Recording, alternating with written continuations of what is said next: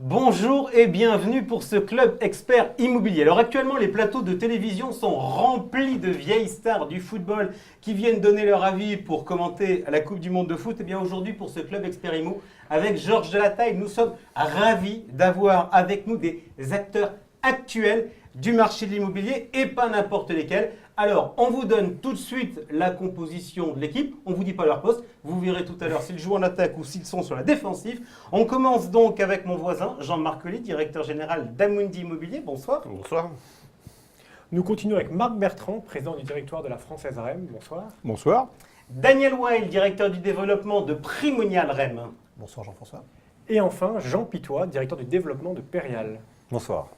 Au menu de notre émission, nous ferons le point sur la collecte, nous ferons le point sur l'état du marché immobilier et puis naturellement, nous regarderons les investissements qui sont faits par les différents acteurs qui sont avec nous, notamment les opérations les plus intéressantes aujourd'hui, quid du Grand Paris, quid de l'Europe. On va regarder tout ça, ce sera en fin d'émission. Et puis cette émission, comme à l'accoutumée, il y aura vos questions relayées par Georges Delataille.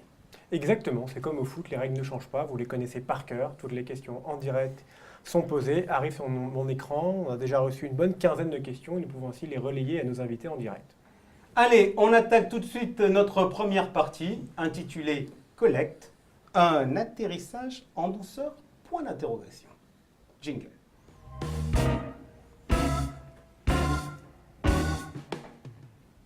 Titre un peu provocateur, effectivement, pour cette première partie sur la collecte. Je regardais il y a peu le communiqué de presse de l'ASPIM qui nous annonçait une collecte conforme aux attentes au premier trimestre 2018. Ça baisse par rapport à 2017, mais on est quand même à de bons niveaux, tel ce qu'on attendait.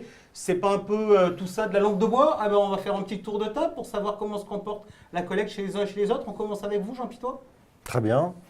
La collecte, bon, je vais parler peut-être du marché. Le marché a connu son pic indiscutablement au premier semestre 2017. Ensuite, je dirais que dans la perspective de l'annonce de la future loi de finances, les choses se sont un petit peu taries. Enfin, je résume un petit peu la tendance générale. La fin d'année a été difficile en 2017. Elle a démarré en 2018 mollement. Et puis finalement, elle trouve un régime de croisière je crois assez satisfaisant. On va revenir selon les projections faites par le consensus. Il faut toujours se méfier du consensus, mais le consensus prévoit un niveau de collecte voisin de celui de 2015-2016, autour de peut-être 4,5 milliards. C'est un niveau solide et à l'époque, on parlait déjà d'années records. Donc, Ok, vous, par rapport à 2016, vous êtes comment aujourd'hui? Alors nous, on est en ligne avec 2016. Ok. Daniel Weil chez Primonial. On est à 400 millions d'euros de collecte sur le premier semestre, ce qui est en ligne avec 2016 exactement. Après une année 2017 qui était un peu particulière parce qu'il faut bien voir que je pense que l'historien de la SCPI dans quelques années, il ne se demandera pas ce qui s'est passé en 2018, mais ce qui s'est passé en 2017 qui était vraiment un pic historique, comme le disait Jean. Ce qui est vrai, c'est que ça n'était pas prévu. Ok. En début d'année, vous prévoyez une collecte de combien? En début d'année, c'est toujours difficile de prévoir, mais on prévoyait une collecte de l'ordre de 900 millions d'euros. Aujourd'hui, vous prévoyez combien? Aujourd'hui, alors on n'a pas réajusté complètement, mais si on doublait le chiffre du premier semestre, ce qui sera à peu près raisonnable, on serait autour de 800. Ok, donc ça veut dire, si j'utilise le jargon des boursiers, on a quand même une légère révision à la baisse. Marc Bertrand, qu'est-ce qui se passe du côté de la Française? À peu près dans les mêmes ordres de grandeur, c'est-à-dire que l'année 2018 devrait être... Allez, 2016, effectivement, c'est ce qu'on a aujourd'hui dans le viseur. On est passé par un creux dans les 2 premiers mois de l'année et ça reprend des couleurs là. Donc la fin du premier semestre est plus encourageante. Encore une fois, il y a un effet de digestion assez évident du marché. Et voilà, on ne disait pas que 2015 et 2016 étaient des années, mauvaises années. Revenir à une tendance un peu plus longue, voilà, 2007 n'était pas un rythme tenable en termes de collecte. Donc, pas de difficulté avec ça. Jean-Marc Colli, pour Amundi. Nous, l'objectif était 2,7 milliards au lieu des 3 milliards de l'année précédente. Donc déjà revu un peu à la baisse. Donc c'était très ambitieux, parce que 2,7 milliards, ça devait être nettement supérieur à 2016. Oui, un petit peu supérieur à 2016. Par contre, 1,7 milliard pour l'OPCI, puisqu'on a 2 types de produits, et le solde, 1 milliard sur les SCPI. On est plutôt en ligne avec les SCPI, avec ce milliard d'objectifs. Mais avec des comportements un peu différents des réseaux. Les réseaux bancaires sont parfaitement en ligne avec leurs objectifs, en règle générale. C'est plus compliqué dans les réseaux CGP et un petit peu plus compliqué aussi dans les réseaux externes pour nous, hein, qui ont référencé, les assureurs qui ont référencé nos produits dans leur contrat et on sent que c'est un petit peu plus difficile. Ça, c'est pour les SCPI. Pour le PCI, là, on est en dessous de ce que l'on avait prévu. Alors pas significativement, enfin tout dépend de ce qu'on appelle significatif, mais on fera l'année à 1,4 milliard au lieu d'1,7 milliard, enfin nos prévisions encore une fois, c'est pas la réalité. Donc on voit bien que ça se tasse un petit peu. Difficulté, c'est qu'on ne sait pas très bien expliquer la raison, si ce n'est qu'ils en avaient beaucoup acheté en 2017. L'IFI, je ne crois pas particulièrement. Alors justement, on va essayer de regarder. Alors, est-ce que l'IFI peut être une raison? Oui, non? Non. Non? Marc Je Bertrand? crois qu'il faudra du recul pour le savoir, mais je partage le fait qu'on surattribue à l'IFI l'effet. Moi, je pense plus à un effet, j'ai dit tout à l'heure, de digestion du marché et notamment, ce que citait Jean-Marc sur les assureurs, un effet de maîtrise en fait de l'enveloppe globale d'exposition pour maîtriser le risque. Alors, on creusera cette piste. On peut évoquer, donc, l'IFI, vous me dites non. Autre sujet qui peut y avoir, l'évolution de la réglementation avec PRIIPs, avec MiFID. Est-ce que ça a pu peser le fait que finalement, on ait aujourd'hui des documents qu'on remette aux clients où on montre des frais qui sont super importants? Effectivement, ça peut rendre la digestion un peu plus fatigante, c'est clair. Après, il y a un temps d'assimilation de cette réglementation, donc je rappelle PRIIPs pour les assurances vie, MIF2, plus tout un tas de réglementations périphériques, DDA et autres. Donc clairement, il y a des sujets opérationnels qui se posent au niveau des réseaux, comme le disait Jean-Marc, et donc ça fait partie de l'apprentissage des réseaux. Si c'est le cas, ça devrait normalement se diluer avec le temps, cet effet-là. Parce que toutes ces réglementations sont entrées en vigueur en début d'année, il faut le savoir. Ok, Jean Pitou, est-ce que vous avez le sentiment que c'est un problème de la part de la demande de la clientèle finale qui finalement veut moins de ce genre de produit, ou est-ce que c'est un problème des réseaux de distribution qui, de par les contraintes réglementaires, par le fait qu'ils puissent être saturés, se disent on va lever le pied sur la vente sur ce produit-là? Je crois qu'il y a toujours de l'appétit de la part des épargnants pour l'épargne immobilière.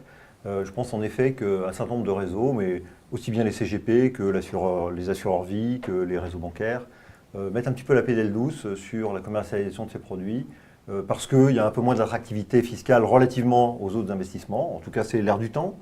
Et puis, effectivement, on l'a souligné, ce sont les contraintes réglementaires. Et un DIC ou un DICI pour une SCPI n'est pas très vendeur, clairement. Georges, en direct, on a un internaute qui veut qu'on teste un nouvel argument. Exactement, eux, ils ont une autre vision, c'est que l'immobilier aujourd'hui est trop cher, et du coup, c'est moins intéressant d'investir dans la SCPI. Dixit en direct, un internaute. Vous ressentez cet argument-là, aussi bien au niveau du client final que de Ça la fait partie. distribution? Il y a des interrogations là-dessus. Ce qui est étonnant, c'est que finalement, les causes qui ont fait le succès de l'immobilier, elles sont plus que jamais là. C'est-à-dire que les taux n'ont pas significativement bougé et ils ne promettent pas de bouger, en tout cas en Europe, de façon relativement rapide. Donc il y a toujours une suffocation avec très très peu de rendement sur les actifs. Les marchés boursiers, ce n'est pas en ce moment qu'ils font particulièrement envie, notamment avec tous les soubresauts qu'on connaît actuellement. Donc en fait, les raisons... Vous voulez dire que Donald Trump n'est pas rassurant? Ça, c'est pas forcément une surprise, oui, mais ça ne s'améliore pas avec le temps. Voilà, donc... oui, la question peut être légitimement posée. Maintenant, on a plutôt un cycle économique encourageant du point de vue du remplissage des loyers, etc. Ça, j'imagine qu'on y reviendra tout à l'heure. Mais est-ce que les prix sont hauts? Oui. Est-ce qu'ils ont des bonnes raisons de l'être, notamment par rapport à l'environnement de taux et à la perspective de reprise économique? La réponse est plutôt oui. Daniel White, dans l'actualité, on a appris ce qui se passait dans l'orbite de la BPCE avec la fin du crédit foncier. Est-ce que ça peut avoir un impact sur le marché des SCPI? Ça a forcément un impact si la politique du crédit foncier se confirme, parce que le crédit foncier est le principal financeur de SCPI sur le marché. Et je pense que l'impact positif qu'on pourra avoir, c'est des financements alternatifs à la SCPI par d'autres banques, par d'autres types de financements. Donc on verra bien, aujourd'hui on est un peu dans l'expectative, je ne sais pas ce qu'en pensent mes confrères, mais en tout cas ce qui est sûr, et chez Primonial on y travaille beaucoup, il y a des sources de financement qu'il va falloir trouver pour le financement à crédit des SCPI. C'est 50% des souscriptions. Si l'on regarde les chiffres de 2017, on avait quasiment 6 milliards de collectes sur les SCPI. C'était quasiment à peine inférieur à la collecte de l'assurance vie. Les assureurs ont beaucoup acheté d'immobilier ces dernières années. On va ouvrir le débat. Est-ce que les assureurs sont saturés en immobilier, Jean-Marc Colli? C'est vrai qu'ils surveillent l'immobilier avec un peu plus d'attention. Alors, encore une fois, Il y a l'immobilier qu'ils détiennent dans leurs actifs généraux pour les fonds en euros. Je pense que là, ils ne sont pas très saturés. Ils ont 8-10% d'immobilier.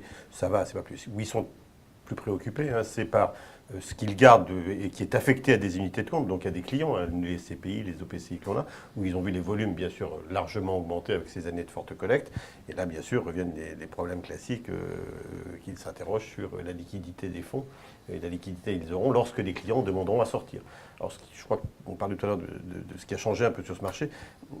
La SCPI, l'immobilier est devenu une vraie classe d'actifs immobiliers. Avant, on l'achetait plutôt en direct. Voilà. Aujourd'hui, c'est un actif de fonds de portefeuille que tout le monde possède et que tout le monde possédera, y compris des parts de SCPI, pas seulement la résidence principale et la résidence secondaire. Donc, les assureurs ont naturellement un stock qui est relativement important. Ce qu'on ne sait pas, c'est si ces gens dans les contrats d'assurance vont se comporter comme se comportaient jadis les porteurs de parts de SCPI, à très peu sortir. Hein, quand ça sortait sur une SCPI, c'était 1% ou 2% par an de la capitalisation. Et là, on parle de la collecte nette, hein, notamment chez les assureurs, c'est ça qu'on regarde aujourd'hui. Mais la collecte brute, elle est presque au niveau de celle de l'année dernière. Et ce qui fait l'écart, c'est les arbitrages. C'est-à-dire des gens qui sortent du produit et qui vont, enfin, en tout cas ce qui nous concerne. Donc ce que vous êtes en train de nous dire, c'est qu'il y a des gens qui ont entendu le fait que l'immobilier c'était désormais liquide dans l'assurance vie et qui exploitent cette liquidité. Qui se comportent comme avec une autre classe d'actifs. C'est un peu plus, on a 3 produits structurés un peu plus intéressants, un marché action dont on disait qu'il pourrait être mieux. On n'hésite pas à arbitrer parce qu'on pense qu'on a profité de la meilleure période de l'immobilier. On en garde une partie. Mais à la marge, on arbitre 4, 5, 10% vers une autre catégorie. Et ça suffit à générer ces mouvements. Et là où on était habitué à avoir des mouvements de 2 ou 3% par an, je crois qu'il va falloir qu'on s'habitue à avoir des mouvements beaucoup plus forts sur les produits référencés en assurance, parce que la manière d'en sortir est immédiate, hein, il suffit d'arbitrer, et on ne se préoccupe pas de la liquidité du sous-jacent ou de la liquidité du produit, c'est l'assureur qui fait le front. Donc un changement de comportement, c'est à la fois devenu une vraie classe d'actifs, ce qui est un élément positif, donc il y en aura toujours dans les portefeuilles, mais on bouge. Bertrand, votre sentiment sur ce sujet. Je partage très largement ce que vient de dire Jean-Marc. Je compléterai en disant qu'on a connu une période où effectivement tout était dans le même sens. C'est-à-dire que les assureurs avaient assez largement une phase d'augmentation de leur allocation immobilier pour leurs fonds en euros, enfin pour leur actif général. On gérait le stock et on C'est-à-dire augmentait sur le stock. donc 1800 milliards d'actifs sous gestion, quand on déplace 1%, la réponse, ça fait 18 milliards qui ont été placés. Ils ont fait ça. Et alors, ils sont passés de 3 à 6 globalement. Je crois que c'est à peu près le cas. Ça a été fait en plusieurs années, mais ça a contribué beaucoup à alimenter le marché. Ça fait un actif très très stable. Mais aujourd'hui, sur le marché immobilier, ça fait un assèchement puisque ça n'est plus qu'une allocation du flux entrant et non plus une variation de l'allocation globale qui va faire le marché. Deuxième chose, sur les contrats en euros, je partage aussi très largement ce qui a été dit, c'est-à-dire que le comportement, au-delà, enfin, par la banalisation de l'immobilier, le comportement, on sait que depuis longtemps, un certain nombre de personnes utilisent leur contrat multi-support quasiment comme un compte-titre. Et la banalisation de l'actif immobilier dans ces contrats-là est une bonne chose pour le volume global, mais d'un autre côté, je pense que les assureurs en sont éminemment conscients, et pour cette partie-là, gère quelque part le risque de liquidité qui en découle par un plafonnement des montants pour gérer ça. Puisque, effectivement, en fait, ils savent bien qu'en pratique, si le client veut sortir, ça finira dans leur actif général. En tout cas, c'est un risque et ils doivent le gérer en termes de volume. Et je crois qu'ils ne sont pas spécialement inquiets par rapport à l'immobilier, mais ils ne veulent pas avoir une allocation qui grimpe de 2 points, 3 points de façon passive sans l'avoir décidé par eux-mêmes. Donc, ils gèrent le montant. Daniel White, sur le sujet, en l'occurrence, vous, mettre de l'immobilier dans l'assurance vie, c'est quand même le concept de Sérénipierre, à la fois avec le fonds en euros et à la fois avec de nombreuses unités de compte qui sont présentées à côté. Ça fait partie des échanges que vous avez avec Suravenir ? Bien entendu, et effectivement, je partage la dernière chose qu'a dite Marc, c'est que les assureurs, de toute façon, réagissent en repositionnant un peu leur politique, leur avenant, etc. Aussi en allant de plus en plus sur l'OPCI grand public, qui est le seul produit immobilier qui assure sa propre liquidité de façon intrinsèque et non pas extrinsèque via l'assureur. Donc il y aura aussi une réaction des assureurs sur ce point. Nous, personnellement, on est assez peu touchés par les retraits parce qu'on a des produits qui sont récents et ont été créés comme société de gestion en 2011. Mais après, effectivement, le constat, il est là, c'est que les épargnants d'aujourd'hui sont plus agiles, plus informés, éventuellement plus réactifs, et c'est plutôt une bonne nouvelle en fait. Est-ce que ça ne veut pas dire que l'avenir finalement de l'immobilier dans le cadre d'un contrat d'assurance vie en unité de compte, ça sera plus finalement de l'OPCI que de la SCPI, vu les limites actuelles? Je pense que Jean-Marc est mieux parlé que moi pour en parler, mais ça me paraît relativement évident.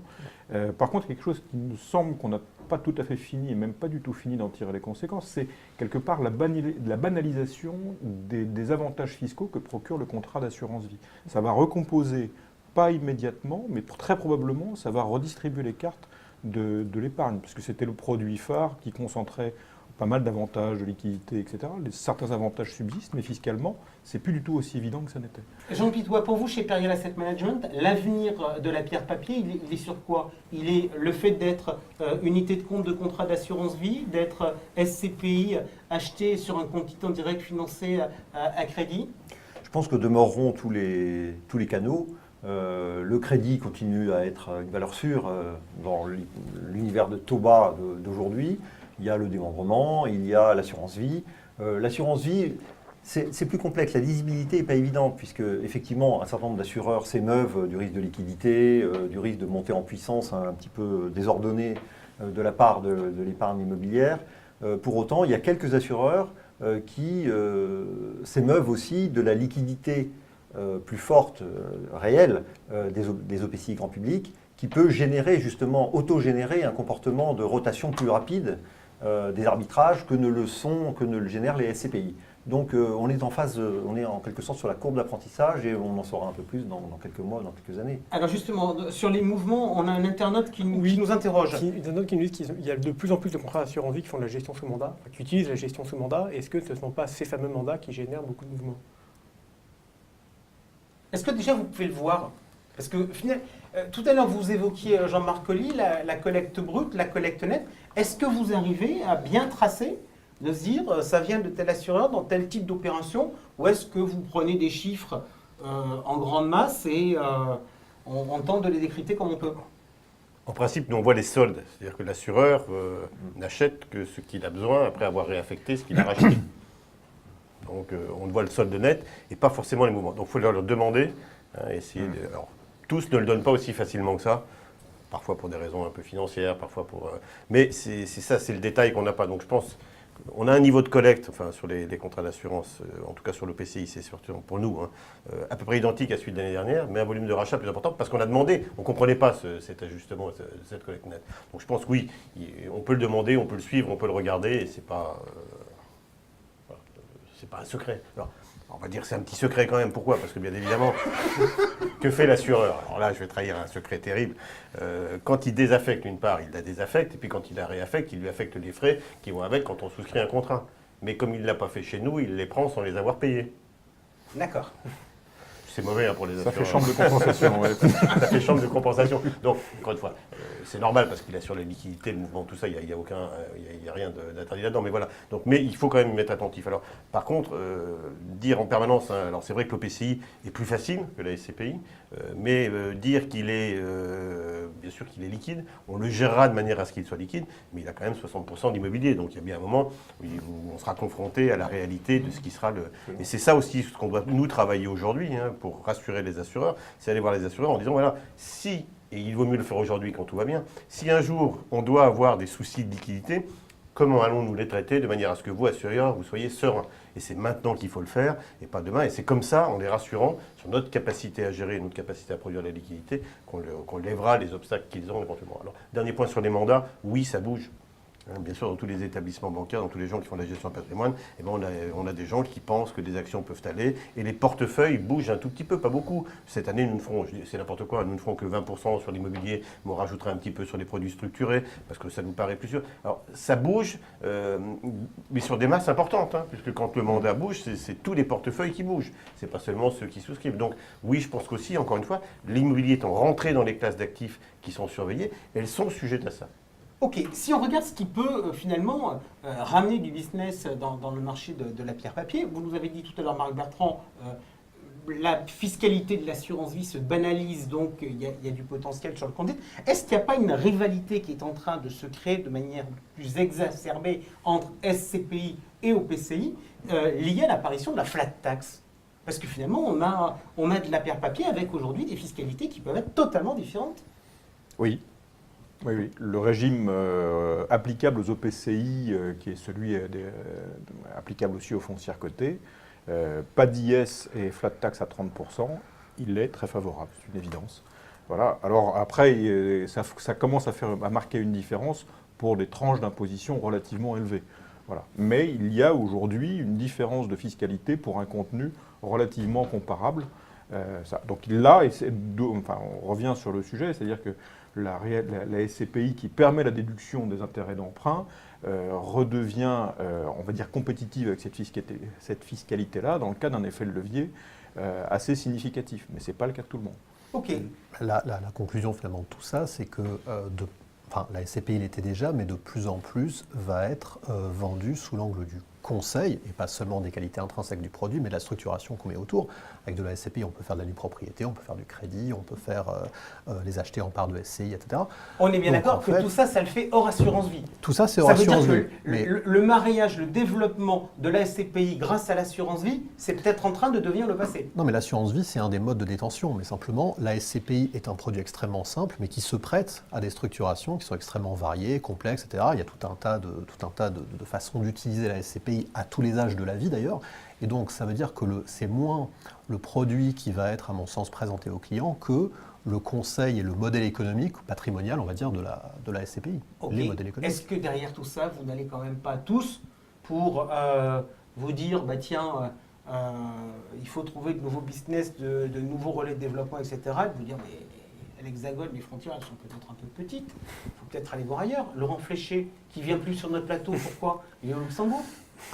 Oui, au Luxembourg, mais effectivement, là c'est un autre constat peut-être plus prospectif, qui est de se dire que dans les 5 ans qui viennent, c'est un peu le marché des fonds pan-européens qui pourrait, y compris pour la clientèle retail, émerger. Et ça, effectivement, je pense que c'est une évolution à laquelle il faut qu'on se prépare. C'est pas seulement contraint par la collecte, l'investissement, etc. C'est que clairement, si, et on a travaillé beaucoup dessus avec Jean-Marc Alaspine, si le marché européen se désenclave, là, il faudra avoir les fonds qui permettent cette évolution-là. Jean Pitois, vous voyez ça, vous, comment, chez Perial? L'Europe, c'est une zone d'investissement, certes, mais c'est aussi une zone de développement commercial? Oui, indiscutablement. Il y a le champ très ouvert de l'assurance vie luxembourgeoise, qui est aujourd'hui très peu occupé par les SCPI. Il y a tout le champ de l'épargne pan-européenne qui connaît finalement assez peu ces produits-là encore. Il y a guère que l'Allemagne et la France en zone euro qui sont investis dans les produits d'épargne immobilière. La France avait beaucoup de retard, elle a rattrapé l'Allemagne, mais en fait en Belgique, aux Pays-Bas, en Italie, il y a très peu de produits équivalents. Ok, là je suis en train de poser des questions. J'imagine qu'il y a des CGP qui sont derrière leur écran en train de se dire mais nous l'Europe, on s'en moque, nous nos clients ils sont en France. Qu'est-ce qu'on répond aux CGP qui disent la problématique de l'ouverture européenne de la pierre papier, c'est pas mon sujet, Marc Bertrand? Bon, d'abord, il existe une grande diversité de produits, donc si on veut un produit franco-français, il y a aussi des produits dans le marché, donc c'est pas problématique en soi. Ensuite, sur l'Europe, on y est allé pour diversifier les cycles économiques, y est allé pour diversifier en fait les villes d'investissement pour trouver un certain nombre d'agglomérations qui aient de la croissance économique et qui soient intéressantes à investir. Et chemin faisant, effectivement, on s'est aperçu qu'il y avait des avantages aussi non négligeables du point de vue fiscal, parce que effectivement, la SCPI, de par ses vertus de transparence, on ne va pas redévelopper ici, mais est un produit assez efficace pour les épargnants français pour aller à l'étranger. Donc il y a de la performance. C'est pour le produit vendu à un client français par un conseiller français. Voilà. Maintenant, est-ce que la distribution de nos produits SCPI en Europe est la nouvelle frontière? C'est possible. Alors, est-ce que ce sera en SCPI, est-ce que ce sera en OPCI, est-ce que ce sera sur une forme de contrat d'assurance? Voilà, il y a beaucoup de réflexions. Je pense que tous autour de la table, on réfléchit très intensivement à ça. Et oui, assez probablement, cette ouverture de la distribution est une nouvelle frontière. Et je crois qu'il faut qu'on soit assez conquérant là-dessus, parce que réfléchir en gaulois uniquement chez nous n'empêchera pas les Romains de venir distribuer chez nous. Donc il faut. Ok, donc vous êtes en train de nous dire que des gestionnaires de fonds immobiliers étrangers pourraient venir faire des offres sur le marché français. Ce serait bien étonnant qu'il n'ait pas la même réflexion que celle qu'on a. Parfait. Georges, une question pour finir cette partie? Non, moi j'ai beaucoup de questions sur les deux sujets suivants. Donc les internautes sont très curieux là-dessus. Eh bien, dans ce cas-là, on enchaîne tout de suite sur la deuxième partie, l'état du marché immobilier. Jingle.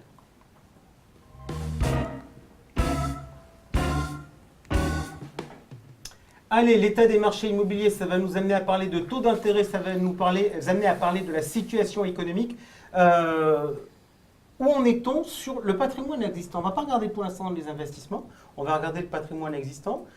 Sur les taux d'occupation, est-ce qu'ils augmentent ou pas? Les loyers, est-ce qu'ils augmentent ou pas? Comment ça se passe? Jean Pitois, pour Perial. Eh bien, il y a de moins en moins de vacances dans le marché. Paris est un très bon exemple. La Défense, la vacance a été divisée par 2 en, je sais pas, en 12-18 mois. C'est le cas également dans pas mal de métropoles en France et en Europe. La croissance économique est là. Alors, on a beau la réviser légèrement à la baisse et se faire un petit peu peur en disant on a connu le pic de croissance, ça y est, la croissance est derrière nous. Nous ne le pensons pas. On est sur l'épaisseur du trait. On va connaître encore une croissance de l'ordre de 2% par an en France et en zone euro. Elle nous paraît relativement solide, sauf événement majeur qui viendrait bousculer tout cet environnement-là. Ce n'est pas le scénario central. Dans ce cadre-là, 2% de croissance, ça signifie quoi? Ça signifie de la création d'emplois. Et à 80%, c'est de la création d'emplois tertiaires, donc des besoins de mètres carrés supplémentaires. Il y a peu de stocks, peu de vacances, comme je le disais. Et donc, en effet, les loyers ont tendance à monter, les mesures d'accompagnement à baisser. Je ne parle que du marché français, où c'est le plus manifeste. Et donc, ça, c'est un environnement très favorable à l'épargne immobilière. Cela étant, moi, je tiens aussi à rappeler un point essentiel, c'est-à-dire que, et on revient à cette valorisation relative en disant l'immobilier est cher, etc. Aujourd'hui, tout est cher. Tout est cher. Et dans l'hypothèse où on devrait connaître une correction sur les marchés boursiers, du fait de la volatilité intrinsèque, je pense que les gens retrouveraient un petit peu leur comportement habituel qui consiste à considérer la pierre comme une valeur refuge et donc bousculer encore une fois les flux d'épargne. La SCPI comme l'OPCI grand public, enfin la SCPI en particulier, pas l'OPCI grand public, au contraire, c'est un produit de distribution et ce qui importe le plus, c'est l'évolution des loyers et les perspectives d'évolution des dividendes plutôt que la valorisation. Ok, donc on va regarder, mais sur le fond, vous êtes en train de nous dire la situation économique fait que les taux de vacances sont à la baisse et que les loyers sont à la hausse. Constat partagé par tout le monde à peu près? Si on vient chercher du rendement sur la SCPI, oui, c'est plutôt le bon moment. Ok. C'est la valorisation. Daniel White, est-ce que le pouvoir a changé entre les propriétaires et les locataires? On a pendant des années, grosso modo, le locataire, il arrivait, il voulait le truc, il disait ok, je ne vais pas payer pendant tant de trucs, vous allez me faire ça comme travaux. Ça, c'est définitivement derrière nous ou pas? Alors, on peut le formuler en termes de pouvoir, on peut aussi dire le marché locatif s'améliore, on va dire le marché locatif s'améliore. On peut tenir pour acquis depuis un an et demi que le marché locatif non seulement va mieux, c'est-à-dire que les mesures d'accompagnement diminuent, comme le disait Jean, également parce que la croissance c'est une chose trimestre à trimestre, mais ce qui est encore plus important à mon avis que la croissance, c'est l'inflation. Donc l'indexation des loyers, on voit que beaucoup d'opérateurs du marché augmentent leurs indexations de loyers, et on voit, ça c'est assez intéressant, que le nombre de transactions moyennes entre 1000 et 3000 m², qui sont les transactions de PME, augmente, alors qu'auparavant, il y a encore 3-4 ans, le marché était principalement alimenté par les déménagements, les rassemblements de grandes entreprises qui rationalisaient leurs coûts, leur management, etc., dans des campus. Et ce n'était pas un marché en crise, mais c'était un marché de crise. Là, on est quand même plus dans un marché de croissance. Alors, on a les toutes petites transactions qui, elles, sont un peu supprimées par le coworking. Ça, c'est assez intéressant aussi, l'intégration des usages du bureau dans le marché. Mais clairement, il y a une remontée, je dirais, des PME qui cherchent des mètres carrés dans le marché locatif. Et ça, c'est un indicateur avancé de la croissance économique. Ok, ça c'était donc le point sur les loyers. Maintenant, on va faire un point sur les prix. Pour l'argent qu'on a investi, on en a moins qu'auparavant. Tiens d'ailleurs, est-ce qu'on continue à faire comme avant? C'est-à-dire, on va être honnête, on s'est un peu planté sur le niveau de collecte. Et traditionnellement, on anticipait la collecte. On disait, bon, on va avoir tant de collecte, donc on va faire du crédit pour commencer à acheter en anticipation. Est-ce qu'on va continuer à faire pareil ou est-ce qu'on va se calmer sur cette approche-là? Jean-Marc Colli. C'est une des grandes nouveautés de 2018.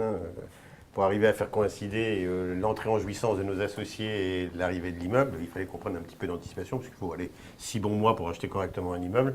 Ça correspond comme par hasard au délai de jouissance, mais il faut qu'à ce moment-là, un immeuble soit en phase d'une collecte. Donc on avait pris l'habitude d'anticiper un petit peu sur la collecte, tellement sa régularité était importante. Donc bien évidemment, on a revu au gré, à l'image de ce qui est arrivé sur la collecte, nos anticipations. Donc un peu moins d'anticipation sur le marché, parce qu'un peu moins de certitude sur la collecte. C'est pas non plus terrible, mais c'est un des éléments. Et puis comme on a un peu peur de la remontée des taux, et qu'on se dit que dans le fond, si ça remonte, il vaut mieux peut-être retarder un peu nos investissements que se précipiter aujourd'hui. Il y avait 2 bonnes raisons pour ne pas accélérer l'investissement en tout début de 2018, maîtriser un peu mieux la collecte et puis regarder un peu la remontée des taux. Ok, Marc Bertrand, les prix? Les prix aujourd'hui, on voit bien que les taux à peu près c'est plutôt comment dire, les taux vont être plus parlants que les prix, mais les taux de rendement sont à peu près stabilisés. C'est-à-dire qu'il y a D'accord, pas mais eu- alors, en fait, vous achetez des taux. C'est-à-dire le prix est Non, déterminé il en faut fonction. bien sûr regarder la valeur métrique et la soutenabilité du loyer pour les utilisateurs. C'est le basique. Parce que je veux dire, c'est que l'hétérogénéité des prix au mètre carré, c'est pas un facteur qui est très parlant parce qu'il est très hétérogène. Les taux sont beaucoup plus normatifs et les valeurs locatives. Donc aujourd'hui, les taux sont à peu près stabilisés. Il y a bien sûr des endroits où ça varie un petit peu, mais assez largement, on va dire que c'est stabilisé. Ce qui est le plus intéressant, c'est que maintenant, le numérateur, la valeur locative, effectivement, commence à reprendre progressivement des couleurs par l'effet de l'indexation et par l'effet de l'amélioration du remplissage, etc. Donc les cash flows reprennent des couleurs. Voilà.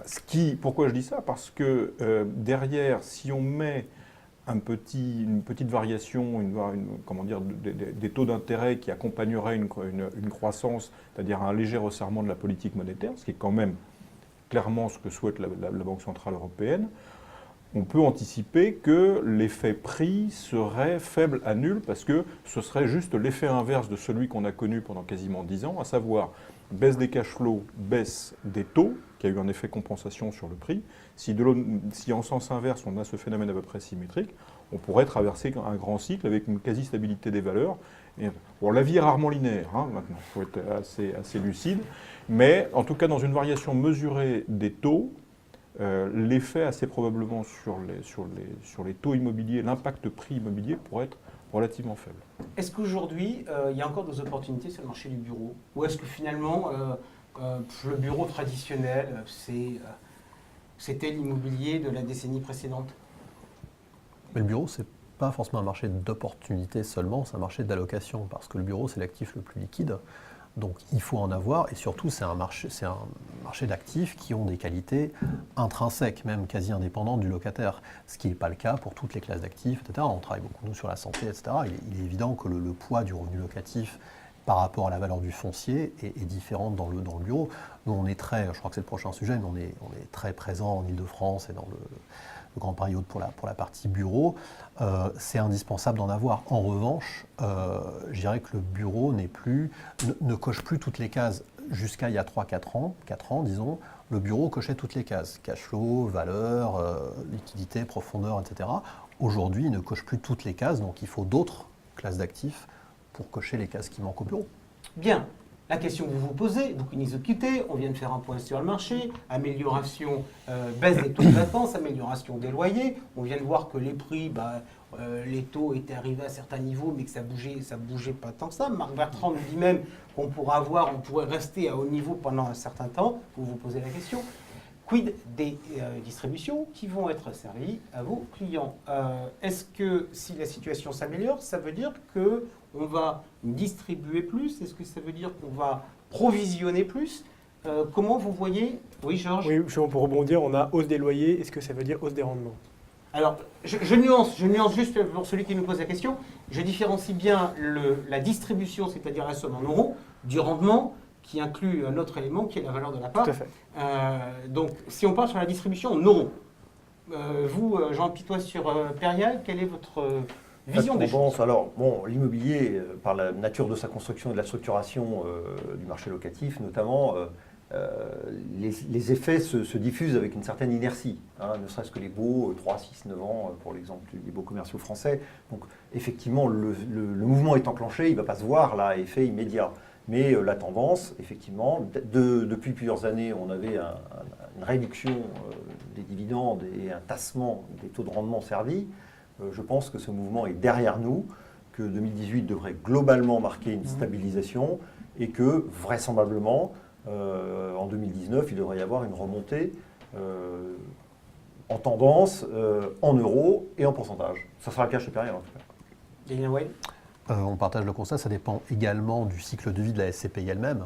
C'est-à-dire que ça dépend si elles ont déjà constitué du report à nouveau ou pas, parce qu'il y a effectivement cette variable à intégrer. Mais pour moi, les cash flows effectivement distribuables vont être plutôt orientés à la hausse. Et après, c'est le choix de la société de gestion et des associés de les affecter soit à la mise en réserve, soit à la distribution, selon la jeunesse du patrimoine. Question provoque, pourquoi faire le choix de distribuer plus si on a plus de cash flow dans un environnement concurrentiel où, à l'évidence, les placements qualifiés par sans risque, le livret A en 2019, on sait qu'il restera à 0,75 puisqu'il est bloqué jusqu'en février 2020. Il n'est pas certain du tout que les assureurs aient les moyens de remonter le taux de rendement des fonds en euros. Pourquoi redistribuer et pourquoi redonner plus de rendement si les concurrents, eux, ils ne le font pas? Jean-Marc Colli. L'objectif, c'est quand même de servir la performance de l'immobilier lui-même. On n'est pas là ni pour faire des noisettes, ni alors. Je ne partage pas tout à fait l'avis de mes amis. On a tous quand même distribué pendant des années beaucoup plus que le résultat qu'on avait. Donc on a attaqué les noisettes. Donc là, pour l'instant, on parle de réduire l'utilisation des noisettes et non pas d'augmenter la distribution. Enfin, dans le discours de Jean, c'est un peu ce qu'on entend. Hein. Donc on n'en est pas à la reprise forte des... donc il ne faut peut-être pas laisser croire aux gens que ça va remonter très vite. Donc on va commencer par ramener la distribution au niveau des résultats que nous avons. Hein, et on arrivera à produire le fameux 4% ou 4,50 qui est naturellement par la remontée des loyers et non pas artificiellement, hein, par les réserves que nous distribuons ou celles accumulées ou la plus-value réalisée. Parce que la période qu'on a traversée, c'est une grande période d'arbitrage de nos actifs hein, et de revente avec génération de plus-value et qu'on pouvait distribuer aux associés et qui ont servi en grande partie à constituer la distribution. Donc ça démontre aussi que la gestion immobilière, c'est plus seulement je perçois du revenu, quoi, où je travaille bien mon immeuble. C'est aussi je sais acheter au bon moment, profiter de la vente, générer des plus-values, passer d'un marché à l'autre, d'un secteur à l'autre pour gérer tout ça. C'est plus de la gestion, voilà, c'est plus, juste pour répondre à M. Macron, c'est plus seulement un métier de rentier, quoi. C'est une vraie technique immobilière. Ouais, je partage très largement. C'est-à-dire qu'aujourd'hui... Le principe que ce ne soit pas un métier de rentier. D'abord ça, oui, c'est une chose. Deux, la sophistication qui nous a obligés d'être imaginatifs dans une période qui a été un peu compliquée dans la baisse des cash flows. Donc on a tenu un certain nombre de distributions, effectivement, en utilisant les plus-values. Enfin bref. Est-ce que vous allez être moins actif dans un environnement où les loyers remontent?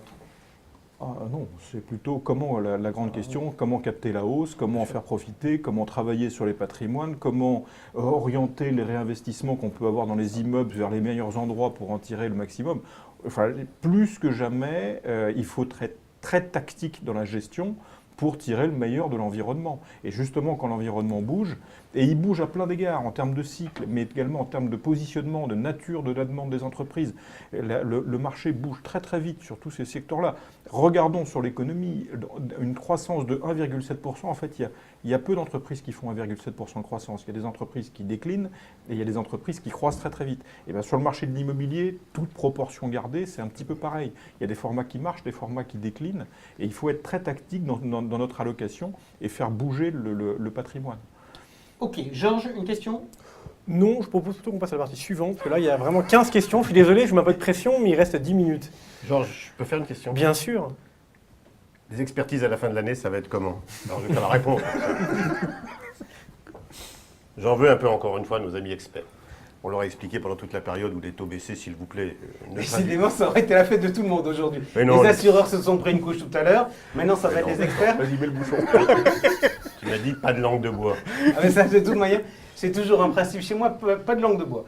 Alors, les experts. Donc, les experts aujourd'hui m'inquiètent un tout petit peu parce que, bien évidemment, pendant toute la période où les taux baissaient, ils n'ont pas baissé dans nos expertises les taux et ramené les taux de nos immeubles en patrimoine au niveau de ce qu'on constatait sur le marché. Autrement dit, vous êtes en train de nous dire que les valeurs de part auraient pu être dans un certain cas beaucoup plus élevées. On avait des réserves parce qu'on a une vision plutôt moyen terme mais pas instantanée du marché. Et j'imagine que votre inquiétude, c'est si les taux remontent? Non, c'est même pas ça encore, si les taux remontaient. Non, c'est que, donc on a accumulé un peu ces petites réserves en leur disant gentiment, le jour où les taux remonteront, vous appliquerez tout de suite pas la hausse des taux directement à l'immobilier parce qu'on a ces petites réserves. Alors là, le pire, c'est que les taux n'ont même pas commencé de monter, parce que je rappelle que dans l'année, ils sont partis un peu plus bas, ils ont fait une pointe et ils sont redescendus, que déjà les experts, juste par le principe qu'un jour ça va pouvoir remonter, commencent à dire, on va traduire dans les expertises cette année la remontée des taux, c'est-à-dire même pas utiliser le buffer, enfin la sécurité qu'on avait à l'intérieur des taux de rendement sur les expertises. Donc il faut juste qu'on se mette tous d'accord pour dire que c'est pas admissible. Donc les taux n'ont pas bougé, il n'y a pas de raison de bouger les taux des valeurs d'expertise et il faut que nos clients profitent de cette situation de marché dans laquelle les loyers remontent un peu, les taux sont à peu près stables, ça se dégrade, ça diminue encore un peu sur un certain nombre d'actifs. En tout cas, on ne voit pas la hausse, il n'y a pas de raison de la traduire dans les expertises, même si avec un principe de précaution, et on l'a largement appliqué dans nos expertises, il fallait être mesuré dans l'application de ces taux. Il est formidable, il parle tout seul, il dit on est tous d'accord. Allez, on attaque, je suis pas trop. Non, mais on est tous d'accord. Il gueule.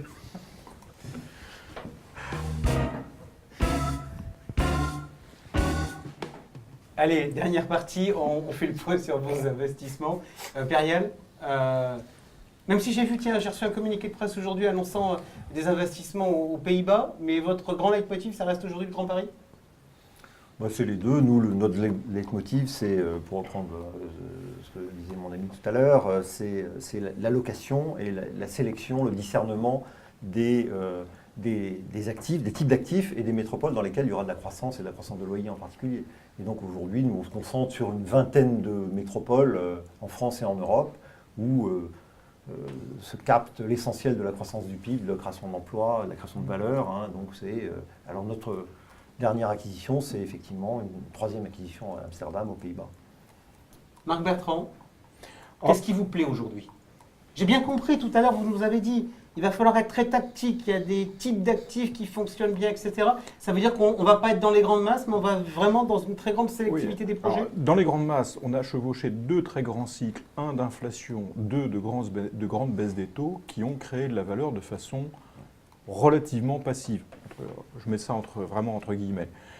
Aujourd'hui, pas beaucoup d'inflation, même s'il y en a un petit peu, et plutôt une phase de rehausse des taux graduelle devant nous, il faut aller chercher de la croissance ailleurs. Donc, il faut se situer dans des zones où il y a de la croissance, où il y a de l'investissement. Des grands projets urbains comme le Grand Paris sont clairement des endroits qui vont drainer de la croissance.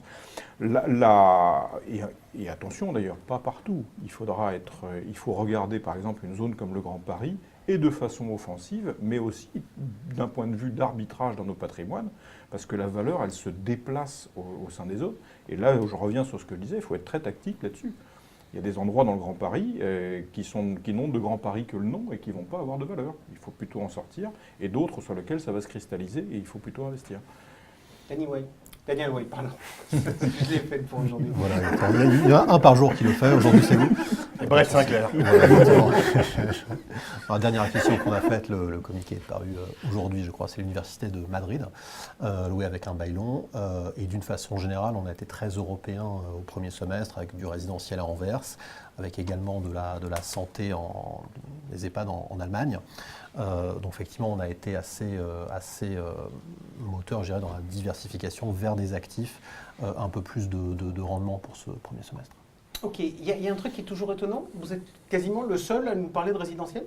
Oui. C'est toujours un dada chez vous? Ah oui, plus que jamais, oui, tout à fait, parce qu'on a lancé une SCPI qui s'appelle Primo Family qui va justement avoir une vocation à investir sur ce que j'appelle le Bordeaux d'il y a 10 ans, c'est-à-dire les métropoles qui vont voir leur marché résidentiel, d'après nous, progresser. On a établi une grille un peu de sélection et d'évaluation des villes.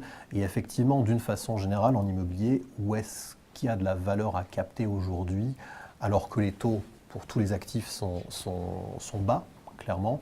Nous, on pense qu'il y a un potentiel de réversion plus important sur les marchés résidentiels, dans le Grand Paris d'ailleurs y compris, mais pas seulement. Et effectivement, je crois que beaucoup d'institutions... J'ai vu dans la réforme de la SNCF voulait se délester d'un certain nombre, 4000 logements. Il paraît, oui. Vous êtes sur le coup?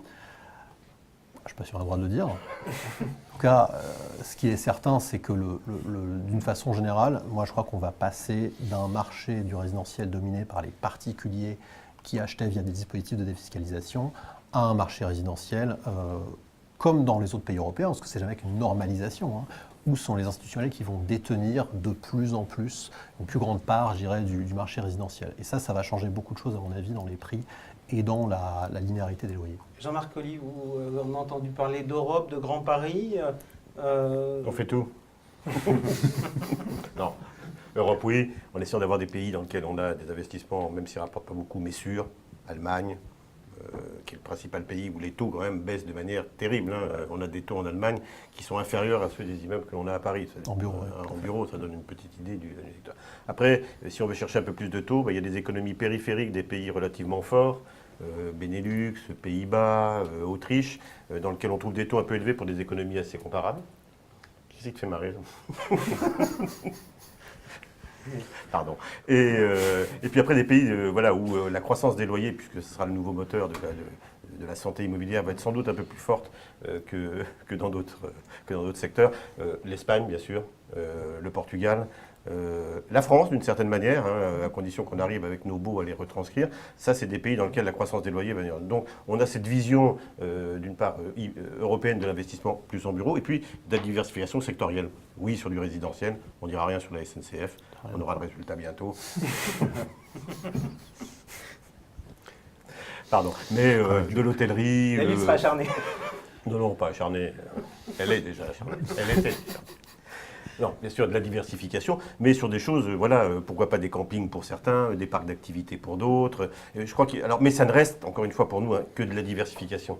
Il ne faut pas confondre la diversification avec le cœur du problème. J'entends sur les EHPAD, j'entends sur les campings, j'entends, voilà, le cœur du marché, celui qui est le plus liquide, le plus facile, le plus banal, parce qu'il y a aussi une question de risque, hein, de liquidité du produit, ça reste quand même le bureau. Alors comment on l'utilisera demain? C'est peut-être des questions qu'on doit se poser. Est-ce qu'on l'utilisera de la même manière? Est-ce qu'il doit être situé au même endroit? Est-ce que le succès de ceux d'hier sera le succès de ceux de demain? C'est toute la problématique d'ailleurs aussi du Grand Paris, mais voilà, ça restera quand même le cœur de nos investissements. Avec une diversification géographique et indépendamment de la diversification sectorielle. Ok, je regarde l'horloge, je vois ça fait 45 minutes, donc l'arbitre que je suis devrait siffler la fin de la partie. Oui, On il y a juste toujours un du temps tout additionnel. petit peu de money time avec quelques questions, Georges. Oui, il y a deux sujets qui ressortent beaucoup, c'est un autre si on veut grouper. Un sujet qui est le sujet anglais, est-ce que vous regardez le marché du Royaume-Uni ou est-ce que vous le fuyez à cause du Brexit? Et un autre sujet sur la taxation des revenus fonciers dans les différents pays européens. Et est-ce que vous l'utilisez comme effet de levier pour vos investissements? Alors, la Grande-Bretagne. Nous, on ne regarde pas tout ce qui est en dehors de l'euro. Ça coûte 140 points de base de couvrir le risque de change, donc c'est dirimant pour les SCPI. On regarde le marché anglais qui se déplace en France, c'est-à-dire à la Défense, notamment avec des arrivées d'entreprises de la City. Qui sont La France, c'est celle qui a le plus gagné ou non, il y a Francfort. C'est du cocorico pour cocorico. Il y a Francfort et Paris. Et la Défense est très bien positionnée pour la partie parisienne, mais clairement, ces entreprises vont se départager entre Francfort, qui a des atouts économiques énormes, et Paris, qui a des atouts, y compris d'économie et de cadre de vie. Puisqu'il y a des revenus fonciers, Marc Bertrand? Non, mais déjà, au Royaume-Uni, moi je vais être un peu contrariant. Oui, on est passé de non, on ne fait pas à surveillance active, parce que pas sur le Royaume-Uni, mais Londres. Londres a aujourd'hui un taux de rendement des actifs qui est supérieur à beaucoup de villes allemandes. Et Brexit ou pas Brexit, Londres, c'est Londres. Voilà. Et avec des. Mais non, mais Londres, quand vous regardez les classements de toutes les capitales mondiales, Londres se classe bien, et même sans appartenance à la Grande-Bretagne. Ça, c'est un autre problème pour les Anglais. Mais pour nous, on est repassé sous surveillance là-dessus, en se disant, c'est un marché très cyclique, donc il faut un point d'entrée opportuniste. Voilà. Après, le risque de change est un vrai sujet aujourd'hui. Mais depuis relativement récemment, et grâce à certains groupes présents autour de la table, on a plutôt des ouvertures sur le fait de pouvoir traiter le risque de change dans les SCPI. On en parle, nous, du UK. On avait beaucoup d'immeubles, on les a achetés plutôt au bon moment. On a bénéficié de la compression des taux, des prix sont donc plus élevés que ceux auxquels on les a achetés. Et le Brexit, c'est devant, hein, sur les loyers. Sur la fiscalité, on parle de l'augmentation des droits d'enregistrement, on parle d'un impôt particulier sur les investisseurs étrangers qui seraient plus taxés sur la plus-value. Donc, je suis d'accord avec toi, Marc, c'est le plus gros marché, il faudra y revenir. Je ne suis pas sûr que le moment soit encore exactement venu, mais nous, on préfère sortir ce que l'on a. Tu disais, couverture de change. Pour nous, on couvre tout le change. Et le Brexit nous a permis de constater que c'était une bonne chose quand il est arrivé. Donc on ne revient pas là-dessus. C'est vrai que le coût de la couverture, 140 points de base, même si quand les rendements sont supérieurs à toutes les villes d'Europe, ça nous pompe juste la totalité du rendement. Donc entre la fiscalité, le Brexit qui est devant et ces problèmes de couverture de change, pour l'instant on en sort. Mais on reviendra, on le regardera toujours bien évidemment. Qui répond à la question de... Sur les revenus fonciers? La fiscalité des revenus fonciers? Oui. Alors pour les CPI, j'allais dire pas très grave en réalité, puisqu'on paye son impôt dans le pays dans lequel l'immeuble est situé, et quand les revenus viennent en France, ils ne sont pas réimposés. Généralement, le porteur de part a un crédit d'impôt égal à celui qu'on a payé dans le pays. Donc, de manière, voilà. Dire des revenus fonciers étrangers, il y a une contradiction. Un revenu foncier, on est imposé sur les revenus immobiliers à l'étranger, on paye l'impôt localement, et cet impôt s'impute sur les revenus sur les revenus français. Mais il n'y a pas de déclaration de revenus fonciers sur les revenus étrangers. Donc il y a un petit peu de contradiction. Maintenant, est-ce que la fiscalité de ces revenus, elle est plus favorable à l'étranger qu'en France? La réponse est globalement oui. C'est-à-dire qu'un pays comme l'Allemagne, c'est 15%, enfin, c'est un peu plus compliqué que ça, mais bon, on peut retenir le taux de 15 et la moyenne, elle est plutôt aux alentours de 30. Voilà. Et quand on a fait la somme pour la plus haute tranche d'imposition de 45 plus les CRG-RDS, bon, voilà, tout le monde a compris qu'il y avait quand même un écart significatif. Sauf sur les OPCI avec la flat tax. Sauf sur les EPCI avec la flat tax, c'est top. Non, voilà, tout ça, c'est assez relatif. Ça nous fera des sujets vraisemblablement pour la rentrée. On est ensemble depuis bientôt 50 minutes, donc on a eu 5 minutes d'extra ball. Merci à tous les 4 d'avoir répondu à nos questions. J'en conclus que j'ai vu que les taux de vacances dans les CPI diminuaient.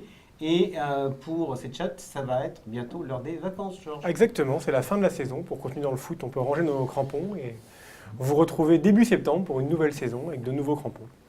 Voilà, merci en tout cas à vous tous d'avoir fait cette émission dans la chaleur parisienne et avec aussi beaucoup d'expertise et de bonne humeur. Ciao, bonnes vacances.